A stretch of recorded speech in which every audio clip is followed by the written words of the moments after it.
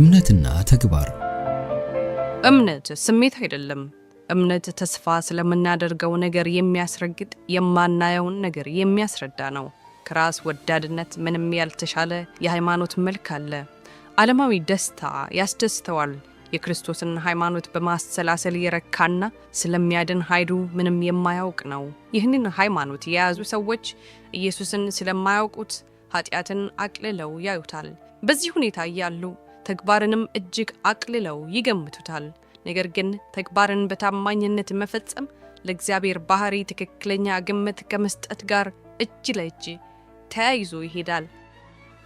ክርስቶስ ጠንካራ ሊያደርገን የሚችል እያንዳንዱን ሁኔታ አዘጋጅቶልናል። ሰላምና የይቅርታ ጣፋጭ ስሜት እንዲሰማን ክርስቶስ የሰጠንን ቃል ኪዳኖች ወደ አእምሮአችን ማምጣት ዋና ስራው የሆነው መንፈስ ቅዱስን ሰጥቶናል።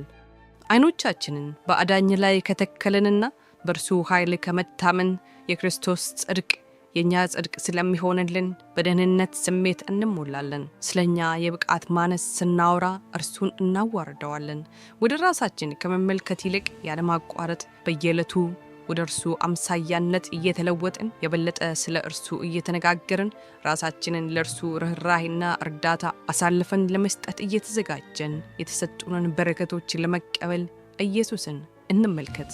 ከእርሱ ጋር ግንኙነት በማድረግ ስንኖር ሳለ በእርሱ ጥንካሬ እየጠነከርን ከሄድንና በዙሪያችን ላሉት ጠቃሚዎችና በረከት እንሆናለን።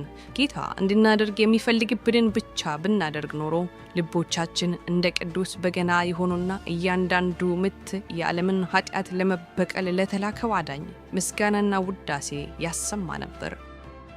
በእርግጥም ፈተናዎች ጥቃት ሲያደርሱባችሁ፣ ችግርና ግራ መጋባት ሲገባችሁ፣ ባዘናችሁና ተስፋ በቆረጣችሁ ጊዜ ተስፋ ቆርጣችሁ ለመሸነፍ በተቃረባችሁ ሰዓት ባለፈው ጊዜ በእምነት አይን ብርሃን እንዳያችሁበት ተመልከቱ።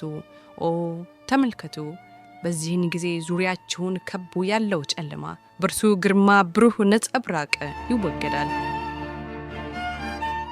ኃጢአት ነፍሳችሁን ለመቆጣጠር ሲታገላችሁና ሊናችሁን ሲያስጨንቅ፣ አለማመን አእምሯችሁን ሲያጨልመው ወደ አዳኙ ሂዱ። ጸጋውም ኃጢአትን ለማንበርከክ በቂ ነው። እግዚአብሔርም ይቅር ይለናል። ካሁን በኋላ ስለ ራሳችን ብቃት ማነስና ኃይል የለሽነት አናውራ። ከኋላችን ያሉ ነገሮችን በመርሳት በሰማይ መንገድ ወደፊት እንዘርጋ። በአግባቡ ጥቅም ላይ ብናውል በእግዚአብሔር አገልግሎት የበለጠ ጠቃሚ ሊያደርጉን የሚችሉትን መልካም አጋጣሚዎች ችላ እንበል። ያኔ እንደ ወርቅ ክንፎች ቅድስና በሕይወታችን ውስጥ ያልፍና እኛ ራሳችንን ቀድሰን መስጠታችንን የሚመለከቱ መላእክት ሰውን ከጠራ ወርቅ ይልቅ እጅግ የከበረ አደርጋለሁ፣ ከኦፊር ወርቅ ይልቅ አከብረዋለሁ እንደሚለው ቃሉ ይህንን ተስፋ ይደግሙታል። ደካማና ተሳሳች ሰዎች የእርሱን ሕይወት ለመኖር ራሳቸውን ለኢየሱስ አሳልፈው በሚሰጡበት ጊዜ ሰማይ በሞላ ይደስታል።